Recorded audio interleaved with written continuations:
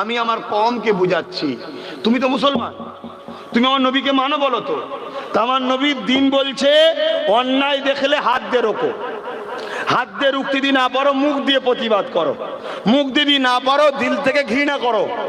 তাহলে যে কাজটা করলো এটা ঠিক করলো না অন্যায় করলো?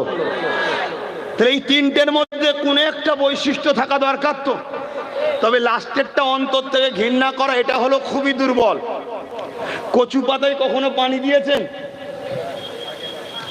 দেখেছেন টলমলো করে? এই অন্তর থেকে ঘৃণা করা এটা হলো একেবারেই দুর্বল ইমান। কিন্তু তারপরও ইমান আছে। কিন্তু এই তিনটের মধ্যে কোনোটা যদি না থাকে তার মধ্যে ইমান, জোরে বলো, আমার সাথে একমত তো?